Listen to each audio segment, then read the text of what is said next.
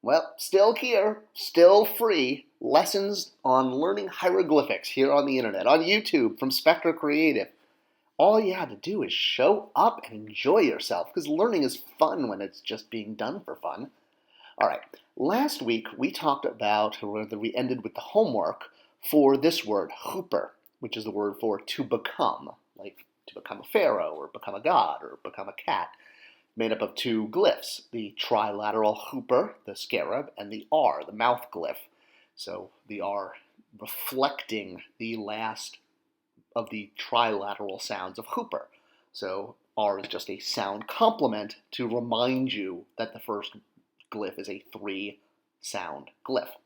But you don't need that R. The homework assignment was to find a couple different, I think I said 5 different, maybe 6, I don't remember, but to try to find different ways of spelling this word. So you could just do it with hooper, remembering that the H has the dash under it. Or you could have a reverse sound complement and have H with the dash under it before the scarab. So that's the tail with the belly. So it could be hooper, and the H will then cancel itself out because of the sound reflection, the echo sound. So you still have the word hooper, you've just found a way of elongating it.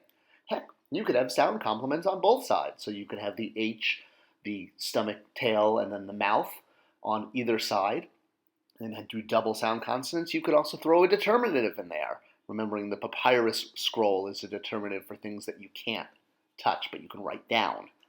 Or we could just spell it out with words. So you could have HPR, the stomach and tail, the pool, and then the mouth. So, or I'm sorry, reed mat.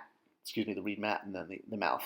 Or you could do it with a single sound and a bilateral, and then even add another trilateral sound after that. So you could have H, the stomach and tail, per, the floor plan, and then the scarab, hooper. So it could be hooper, hooper, with the second hooper getting canceled out. And hey, just throw another determinative in there. Throw the papyrus scroll at the end if you need to make it even longer. Why would you do any of this? Why would there be 1,000 different ways of writing the same word? It's all about, well, space and the elastic nature of language. We've talked about this, and that's why we did this exercise, to see how the different words could be stretched out or shrunk based on the amount of space you have.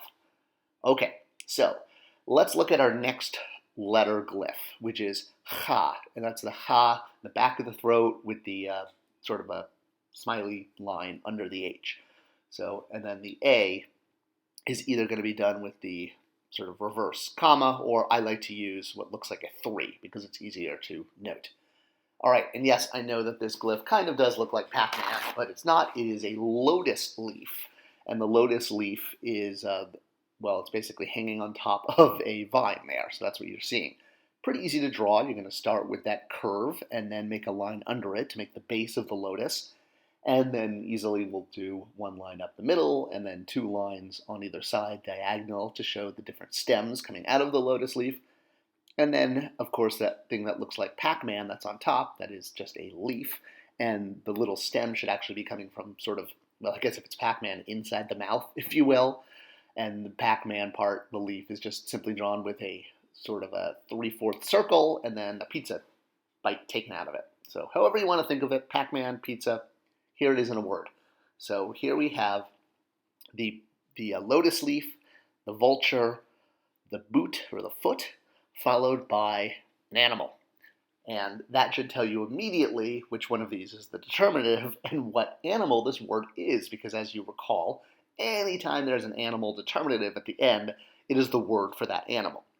All right, so we have ha, ah, and b, so ha, ab, with the cancellation of the ah, so you don't need 2 ahs in the middle there. So therefore it just becomes ha, b, hob, because you have a double ah sound in the middle, and you can simply cancel that out.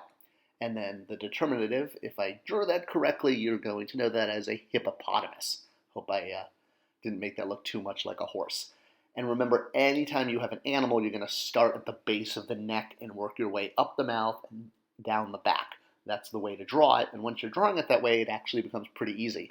And you could draw any 4-legged animal: an elephant, a horse, a cat, a hippo. All right, here's another one with the word ha with the lotus leaf in front. So here we have ha followed by a 2-consonant sound, ba, and then s, the bolt of cloth, and then a determinative because, well, it's 3 stars. 1 star you probably already remember from the trilateral, the sa, but this is starry night because there's 3 stars. Ha-ba, starry night.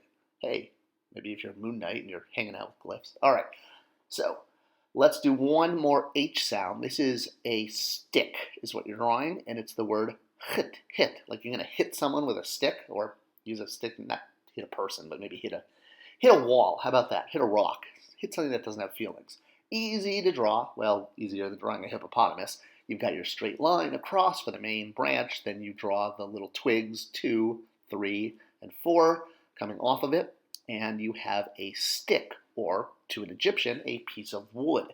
Because the word hit just means wood, which means the stick hieroglyph can also work as an ideogram to being what it is, the way per is the word for house, but is also the sound of the house glyph.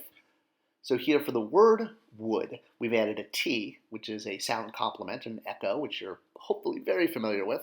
And then, of course, if we want to use it as an ideogram, what do? We put a stroke mark under it, which means that it's just the word wood, or you're rather using the glyph that has the sound hit to just be the word hit, which means wood. All right, let's look at another one. And I actually drew the first glyph under the second one to show double reflection here. So here we have h, hut, t, and then the determinative, the running feet, which anytime you have the running feet, that's a determinative for movement. So we have our double echo sound. We have an H followed by HT followed by T, which means it basically cancels out the HT in the middle. So you only have to read, you don't read h, hut, t, you just read hut, because the H in the beginning and the T in the end cancel out the HT in the middle when we have repeat sounds. So it winds up becoming hut, which is the word you just learned for wood. So how could hut mean wood and mean through? Well, because of the different glyphs and the determinatives. So that is why sometimes the extra letters are added, not just for space reasons, but for clarification of the meaning. So even though you have the same cancellation of sounds, because of the use of the H placenta glyph and the determinative of the running feet at the end, it changes the word hut from wood to through, as in to go through something, like running through or walking through or wading through the Nile. That is another reason why words get elongated or shrunk in order to have a clarification on their meaning. By adding extra sound complements to the beginning or end and determinatives, you'll change the meaning of the word. So, yep, Ancient Egyptian isn't simple, but it's a lot easier than English. It definitely is. No I after E except after C, except neighbor and way. Who wrote that language? All right, I hope you enjoyed another free lesson. Please come back next week. We'll continue. I always take all suggestions, comments, questions in the comment section. Let me know. And I'll see you guys next week for more doodling with purpose.